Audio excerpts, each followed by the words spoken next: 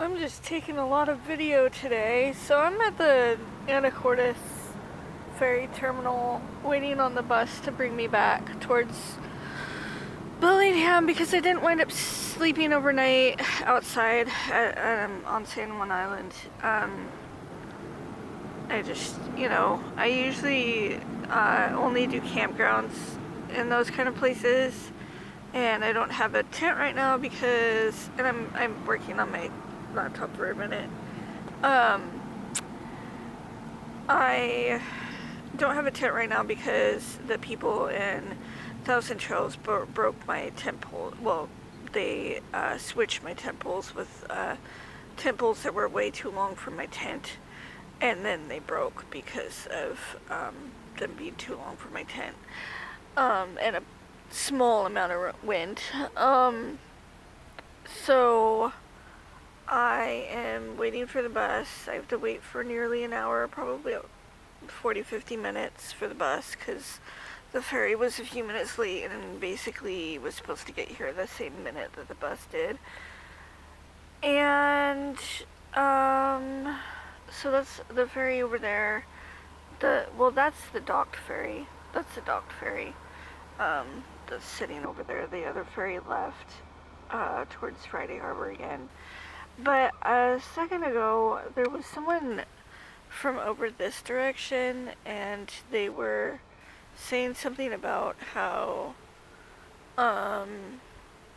they don't know why, and I haven't talked to anybody, so I'm not really sure who it was that was over here, but it's just like the random general public, basically. Somebody was saying they don't know why I think that I'm allowed to live on San Juan Island in their subsidized housing. I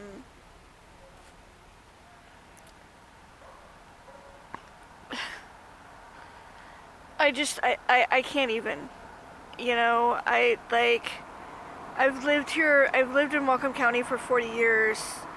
I've spent my entire adult life working on doing things for the environment, wildlife, animals' rights, social justice.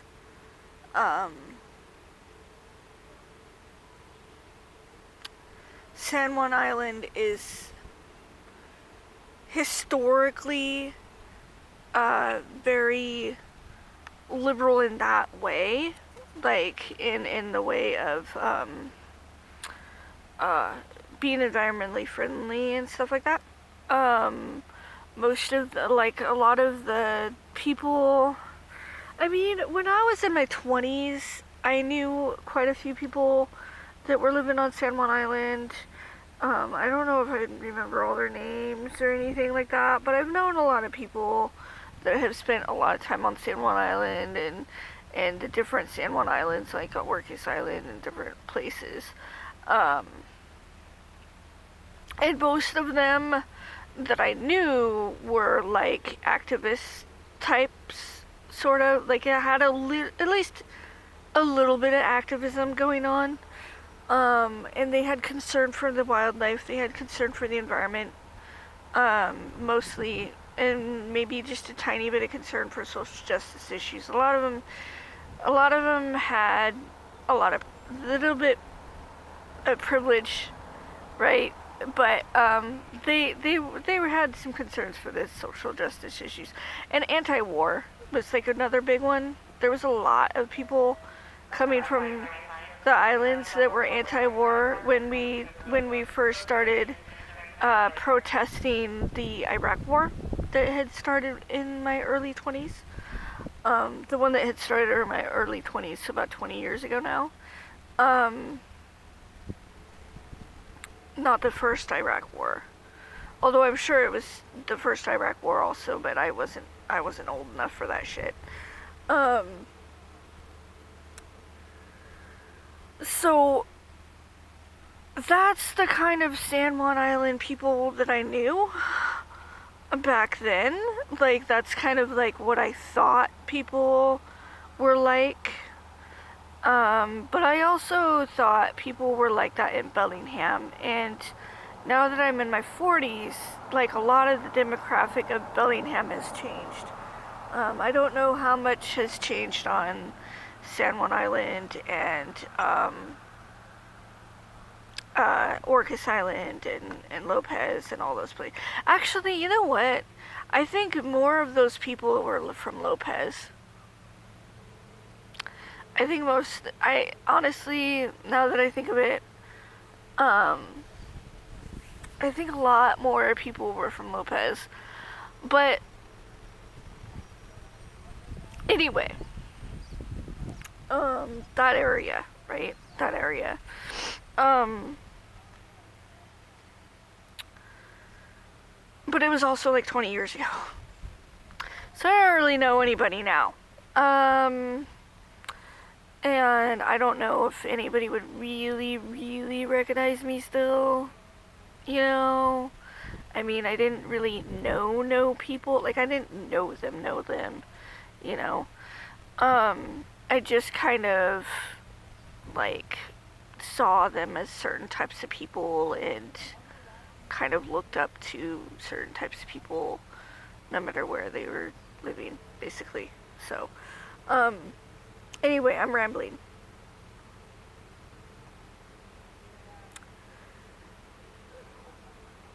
I don't know where these people are hearing about me at.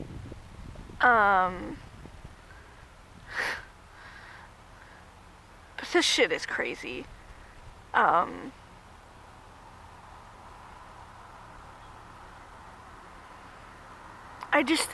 don't, like, there's nothing I can do about it. Like, there's nothing I can do about it. I can't go back and just, you know, decide to not stand up for myself and instead, like, the only option that I had, because I couldn't stay living there. I'd be dead. I could be dead right now if I had stayed living there at Lincoln Square, where I had gotten arrested. I could be dead right now. That's how bad it was. And I'm not exaggerating either. Like, I really could have died there because of how sick I was getting.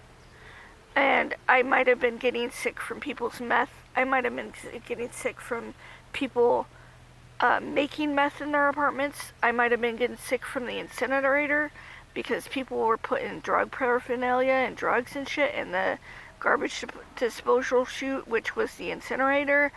And the door to the garbage disposal on my hallway was completely broken off and taken off because it was completely broken because somebody ripped it out of the wall.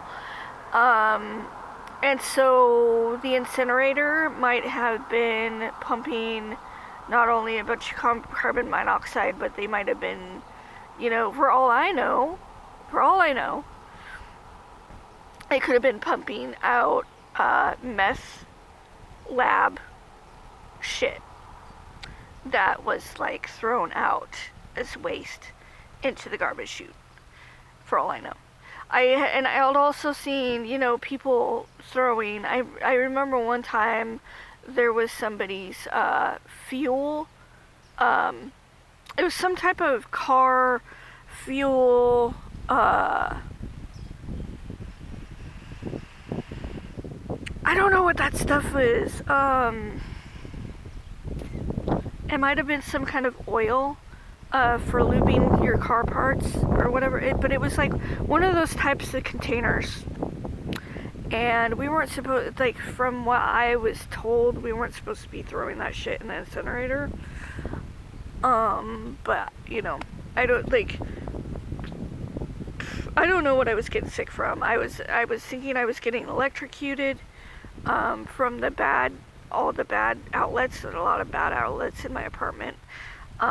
There was just a lot of things that I could have been getting sick from, and so I could have died at this point, like, because that's really actually how sick I was getting, like, to the point where I could have died if I didn't get out of there. And it was the same with the Northwest apartment when the maintenance dude was around that place too.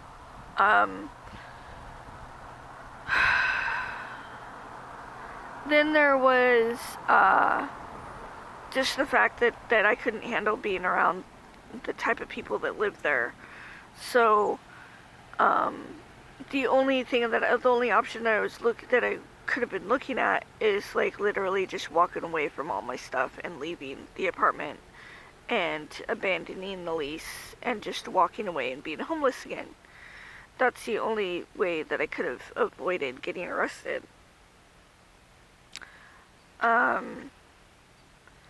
And so it's hard to say that I made the wrong choice. You know, it's really hard to say that I made the wrong choice because those people kind of needed to get hit, and they didn't get hit hard enough to actually hurt. You know, they basically just got touched.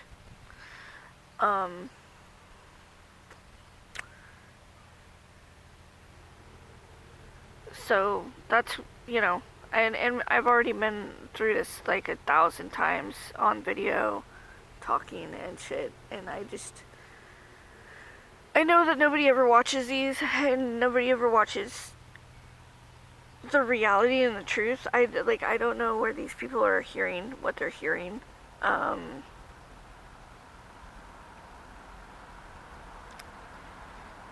don't know.